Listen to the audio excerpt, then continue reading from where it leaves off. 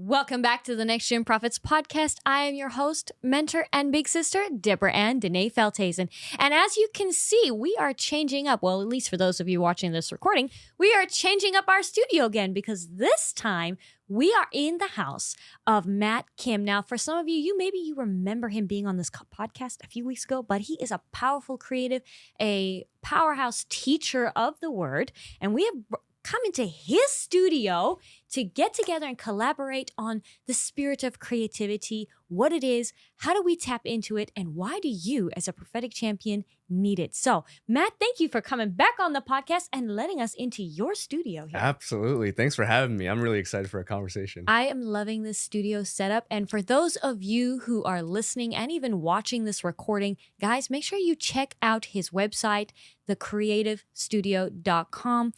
You can find that in the show notes because you guys want to be here in this environment. It is saturated in the power of God.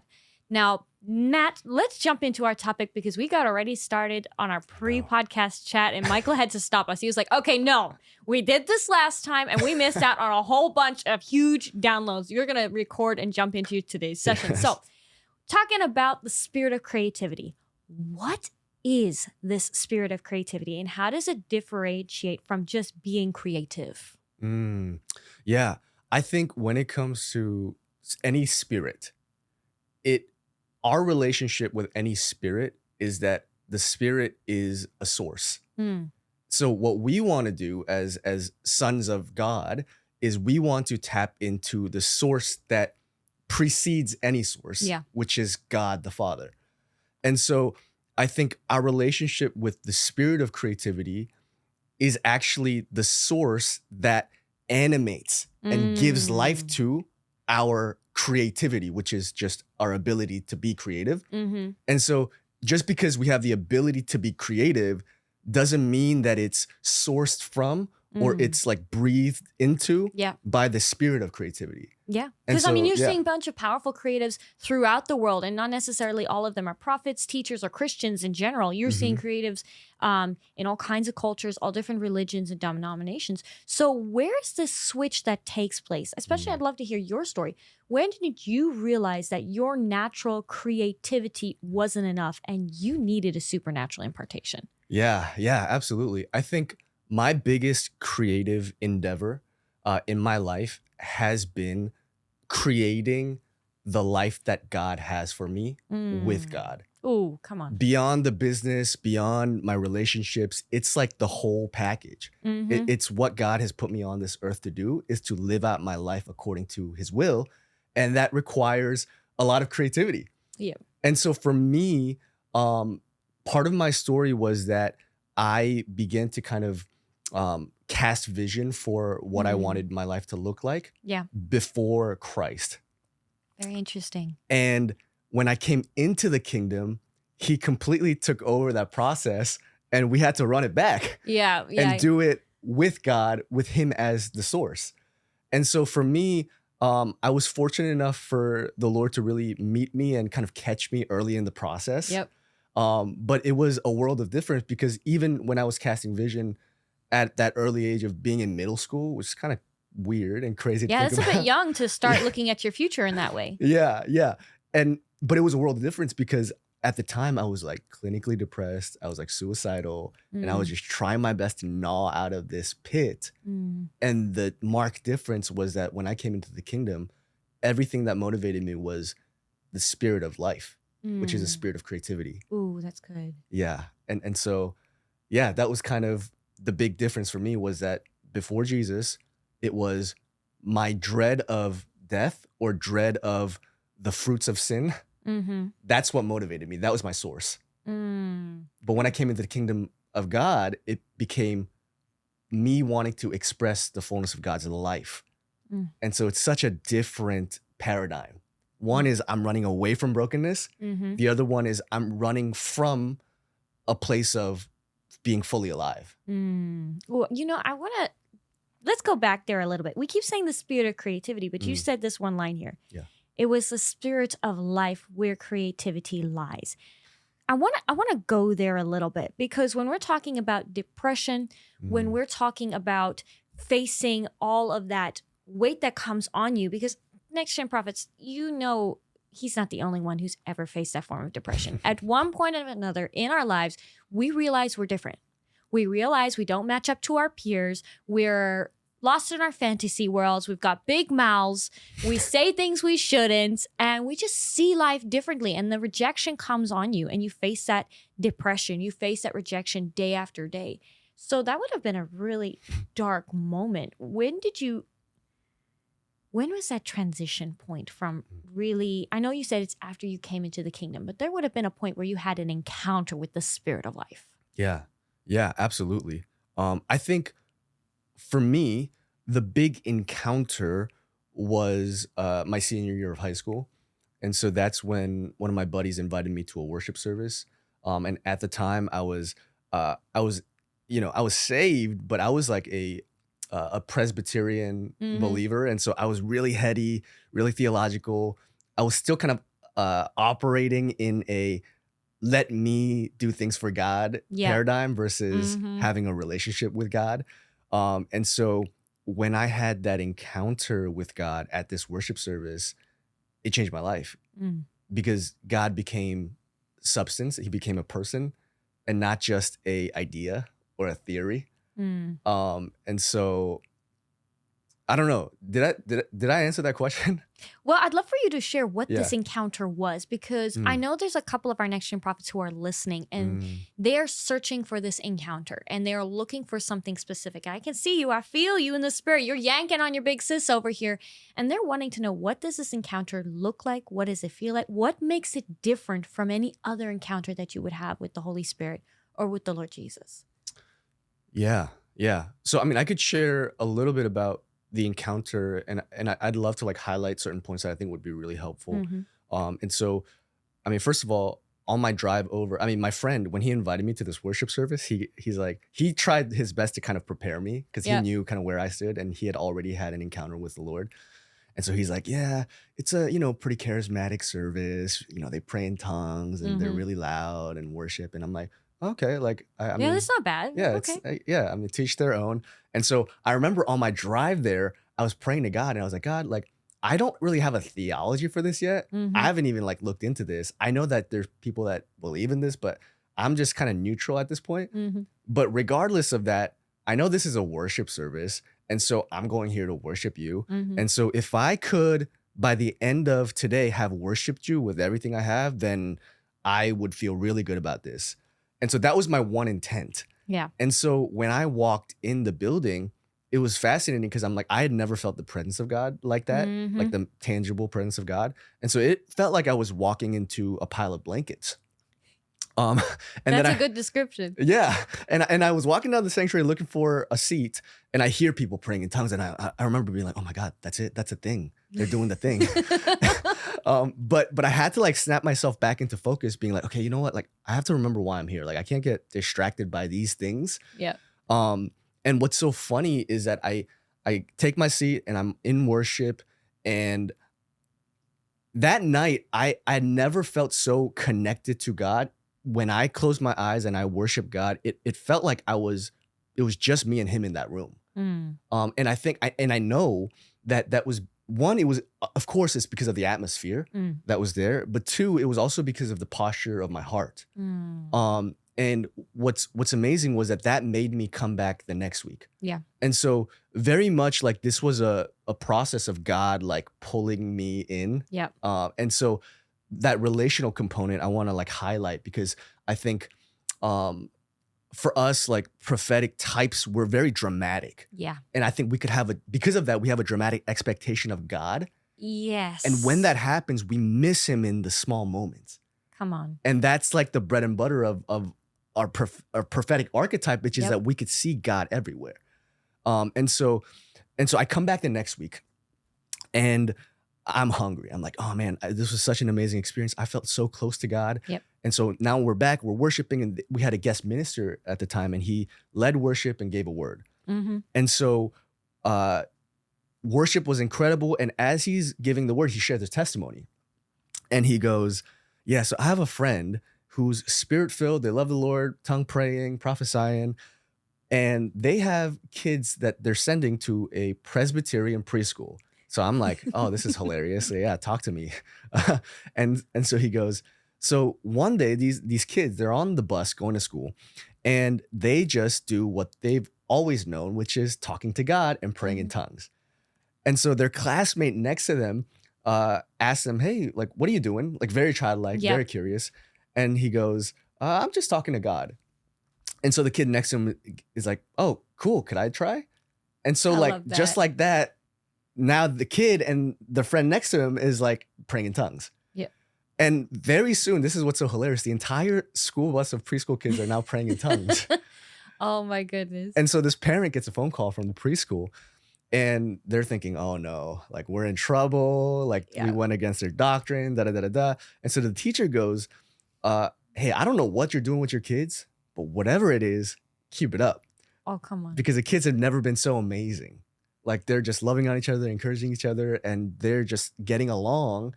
And these are like preschool kids, they're chaotic. Mm-hmm. And so the parents was just, they're super relieved. But the minister, his call to action was to step out in faith like a child. And so we went back into a time of worship. And I remember like being in worship, and I remember saying to God, I'm like, God, like, I don't really know. I still don't know what tongues is. Yeah. And I don't even know if I want it, because I don't really see a use for it other than it's cool. Yeah. But I remember saying, God, if this brings me closer to you, then I want it. Ooh, that dangerous prayer. That dangerous prayer, you know it. And I prayed that prayer, and then nothing happened.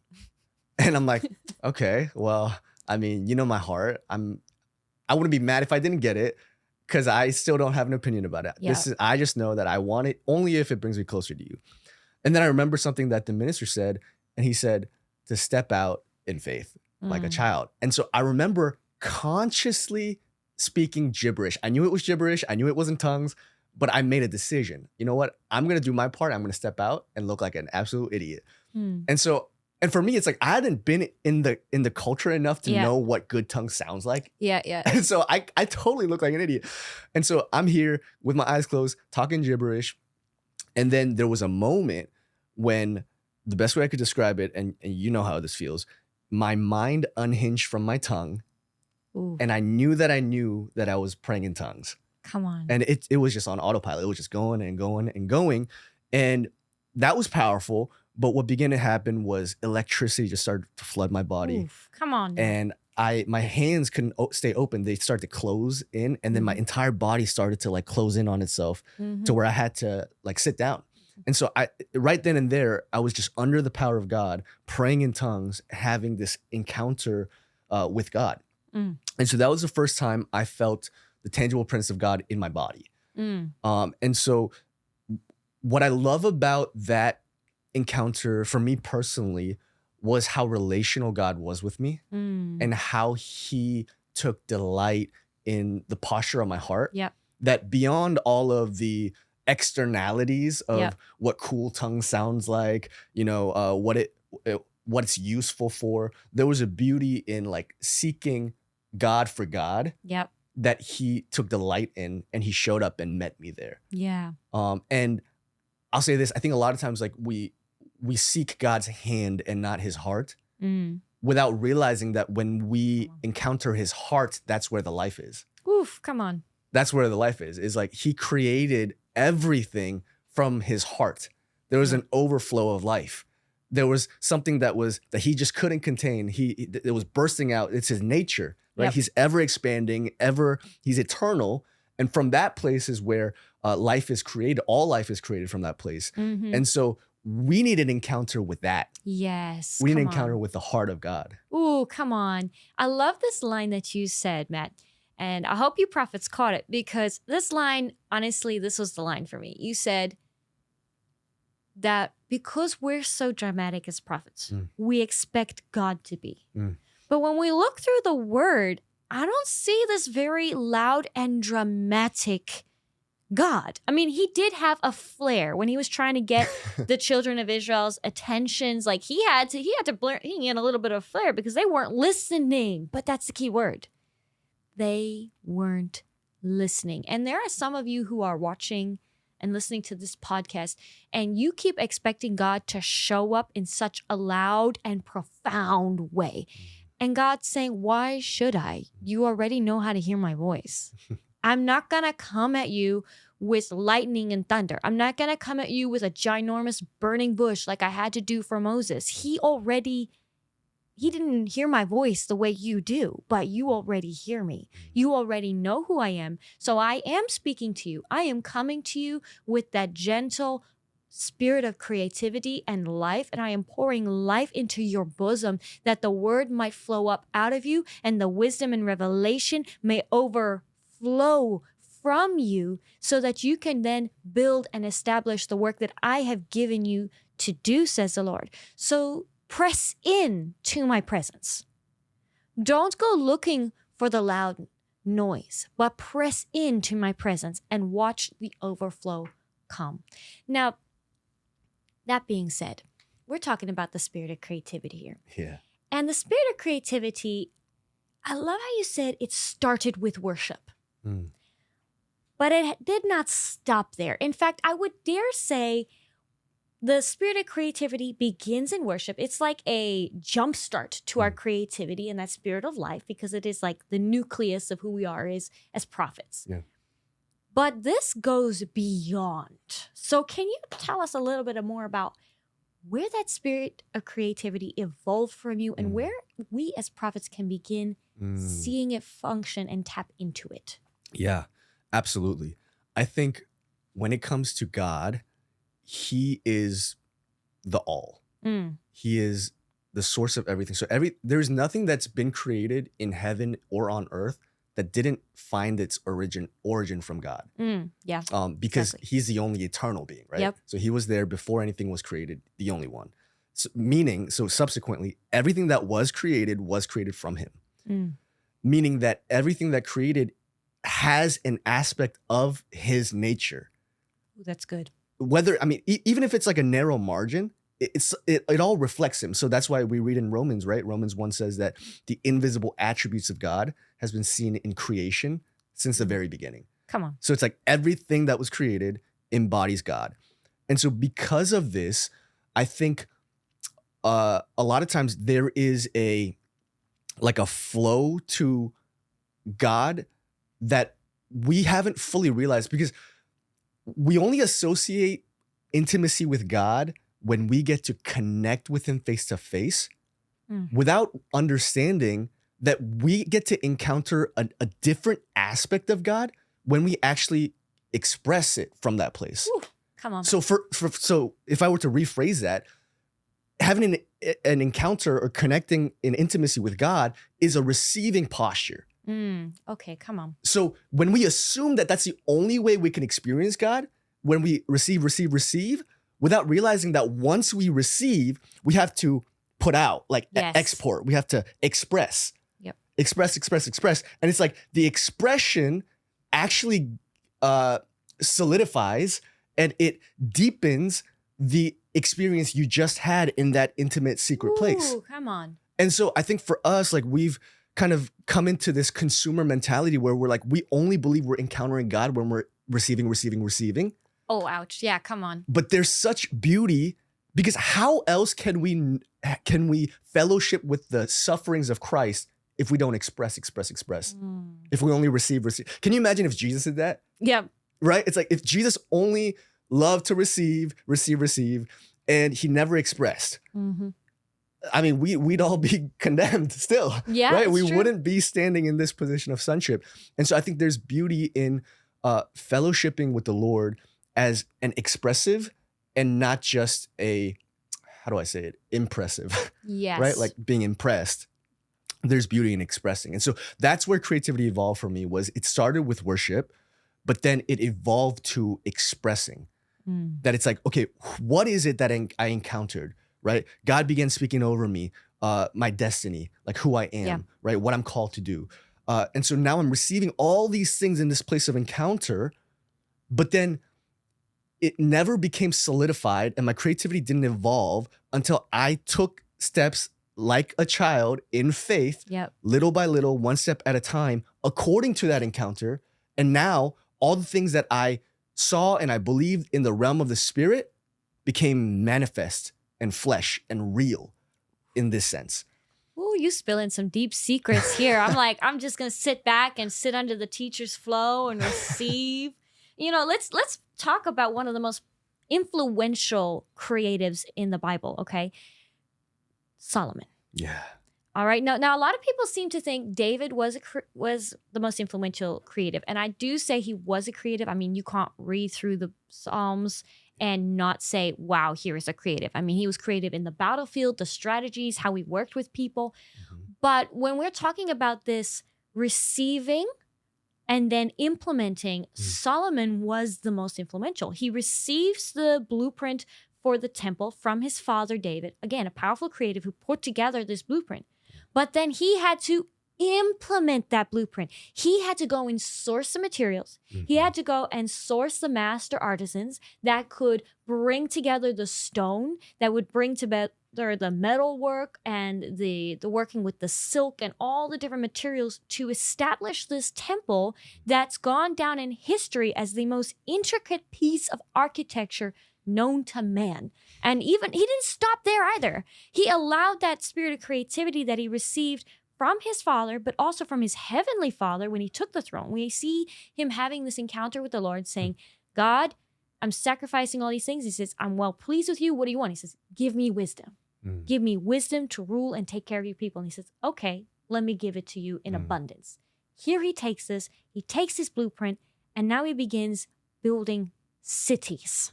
He begins building castles and empires with the spirit of creativity. I mean, let's look at this influence and take from there.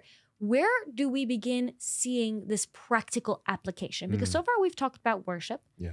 But creativity can be found in many areas of our life. Yeah. Yeah, absolutely. I mean, I think what's so beautiful about Solomon's conversation with the Lord was that the focal point of that dialogue was actually Solomon's heart to be able to be a worthy ruler Come on. for others. And I think that's the marked difference between a David and a Solomon, is that Solomon could now stand on the shoulders of his father David and take the spirit of creativity to another level. And I think if you actually read a lot of David's Psalms, he actually has a very first person view of everything, right? So it's all about him. And I'm not saying that's a bad thing. It's just level one. Yes. And so a lot of his songs revolve around like his heartache, like his struggles, like his relationship with God. And it's beautiful because of that, we get a kind of glimpse into what an authentic relationship with God looks like. Yeah. But then your spirit of creativity then evolves. And so what's interesting is like David, he loved the presence of God. And so he did everything he could to bring the presence of God into the focal point of his rulership, right? Yeah. Beautiful.